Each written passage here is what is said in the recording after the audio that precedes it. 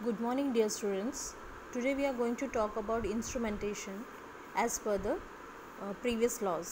जैसे कि हमने लैम्बर्ट्स लॉ देखा, बियर्स लॉ देखा, फिर दोनों का कॉम्बिनेशन देखा और उसका मैथमेटिकल एक्सप्लेनेशन देखा। तो उस जो थर्ड वाला कॉम्बिनेशन है, that is Lambert's bears law या फिर बियर लैम्बर्ट्स लॉ, वो बेसिकली फंडामेंटल लॉ है जो absorbance of monochromatic radiation for that given transparent system उस पर लागू होता है। ठीक है, इसी बेसिस पे, मतलब इन्हीं लॉज के बेस पे या इन्हीं लॉज के प्रिंसिपल्स को फॉलो करते हुए जो टेक्निक एम्प्लॉय होती है एब्जॉर्बेंस ऑफ मोनोक्रोमैटिक रेडिएशन को डिटरमाइन करने के लिए, तो उस टेक्निक को बोलते हैं कॉलोरीमेट्री और दूसरा है स्पेक्ट्रोफोटोमेट्री। तो पहले हम कॉलोरीमेट्री देखेंगे।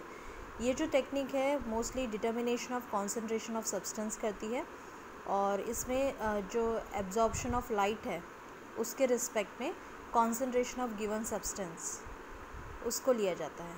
मतलब यहाँ एब्जॉर्प्शन ऑफ लाइट और कॉन्सेंट्रेशन ऑफ गिवन सॉल्यूशन, ठीक है, ये दोनों इम्पॉर्टेंट प्रोस्पेक्टिव्स हैं कॉलोरीमेट्री में। ठीक है, एब्जॉर्प्शन डिटरमाइन करने के लिए।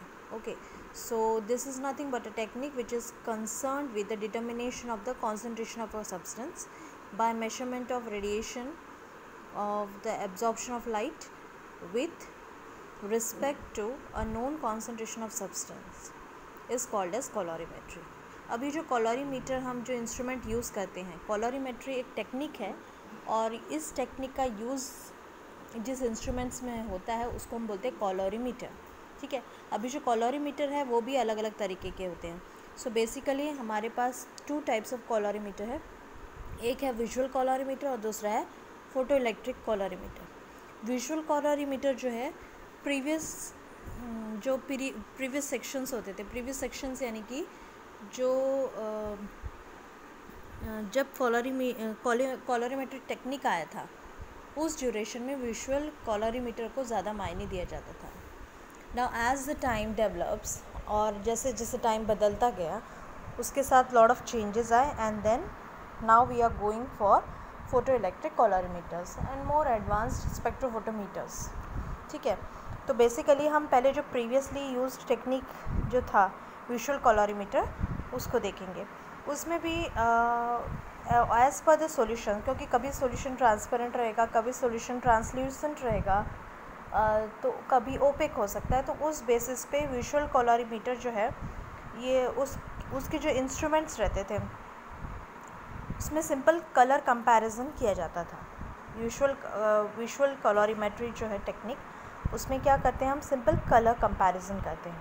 ओके, उस बेस पे भी विजुअल कॉलोरीमीटर जो है उनमें तीन मेथड्स मोस्ट इम्पॉर्टेंट है। पहला है स्टैंडर्ड सीरीज़ मेथड, ठीक है, दूसरा है डुप्लीकेशन मेथड और तीसरा है बैलेंसिंग मेथड। इसमें भी जो थर्ड टाइप है बैलेंसिंग मेथड वो मोस्टली लागू हुआ क्योंकि जो पहला और दूसरा मेथड है उनको डिस्कार्ड कर दिया because of lot of disadvantages followed by this methods.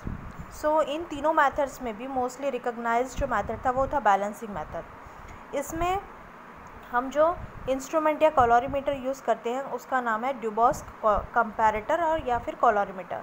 ड्यूबॉस comparator इसलिए बोल रहे हैं क्योंकि I told you in the previous words कि यहाँ विजुअल कंपैरिजन किया जा रहा है सॉल्यूशंस का। ठीक है, तो ये जो विजुअल कंपैरिजन है, so that's why it is also called as comparator. Okay, so that's why the name is Duboscq comparator. अब ये जो इंस्ट्रूमेंट है इसमें ऑप्टिकल पाथ जो है वो बहुत इम्पॉर्टेंट रोल प्ले करता है। Okay, now just we will go through this pictorial और pictorial diagram of this instrument. Now how it appears, it is having a eyepiece at the top and now here you can see the two branches here. These are nothing but the Nessler tube, they are called as Nessler tubes. उन Nessler tubes में ये आपको यहाँ rack और पाइनियन drive यानी कि जैसे हम किसी चीज़ को फिक्स करने के लिए स्क्रूज़ यूज़ करते हैं सो उन्हीं नेस्लर्स ट्यूब को उनके पोजीशन पे स्टेबल रखने के लिए यहाँ उन्हें ड्राइव में फिक्स किया गया है, ठीक है। और इन ट्यूब्स के बीच में हम क्या रखेंगे, ट्रांसपेरेंट मीडियम, यानी कि हमारा जो सॉल्यूशन है, एक अननोन सॉल्यूशन और एक नोन सॉल्यूशन। नोन सॉल्यूशन और अननोन सॉल्यूशन मीन्स ऐसा एक सॉल्यूशन जिसका कॉन्सेंट्रेशन हमें पता होगा और दूसरा सॉल्यूशन जिसका कॉन्सेंट्रेशन हमें पता नहीं होगा।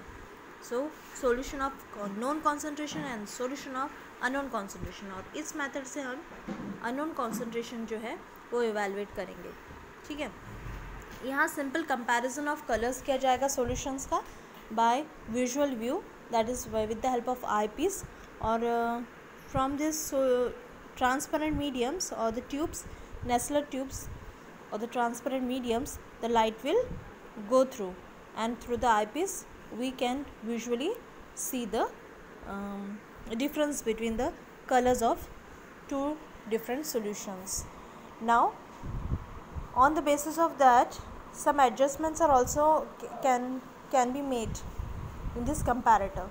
सो यहाँ आपको प्रिज्मेटिक चीज़ जो ट्रायंगुलर शेप दिख रहा होगा वो एक प्लंजर है। प्लंजर से हम जो ट्यूब्स हैं उनको वर्टिकली यानी टॉप टू बॉटम एडजस्ट करेंगे, ठीक है। इस तरह से ये जो ट्रांसपेरेंट प्लंजर है उसमें उसकी हेल्प से हम एडजस्टमेंट कर सकते हैं सॉल्यूशंस का, ओके। सो इस ऑन दैट बेसिस हम एक बैलेंस्ड कंडीशन मेंटेन करेंगे इस कंपैरेटर में, और उस बैलेंस्ड कंडीशन में we are going to evaluate the optical path length. यहाँ एक स्केल है जिससे आपको ऑप्टिकल पाथ लेंथ डिटरमाइन करना आसान रहेगा। ना बैलेंस्ड कंडीशन में यहाँ दिया गया है कि AX equals to AS, okay. A यानी कि एब्जॉर्बेंस, X यानी कि अननोन, ओके, और S यानी कि non solution. So A is for absorbance of unknown solution और AS is for absorption of non solution. अब हमें एब्जॉर्बेंस का फॉर्मूला पता है, अभी हमने प्रीवियस वीडियोस में भी देखा था, हमने डिटरमाइन किए थे कोई फॉर्मूला, मैथमेटिकल टर्म्स डिटरमाइन हुए थे। So A is equals to epsilon T into C। तो यहाँ जब इनिशियल्स X है तो ये एप्सिलॉन तो कांस्टेंट है, ठीक है। T जो है जो हमारी लाइट है ट्रांसमिट हो रही है उसकी वैल्यू है। C is the concentration of unknown solution, ठीक है, जो हमें डिटरमाइन करना है। और ये जो TS एंड TS है वो उसके हमें वैल्यूज़ पता है। एप्सिलॉन दोनों तरफ सेम है, so it will get cancel, और हमारे पास आ रहेगा CX is equals to TS into CS divided by TX। इस वे में हम concentration of unknown solution evaluate कर सकते हैं बैलेंसिंग मेथड से by using a Dubosc comparator.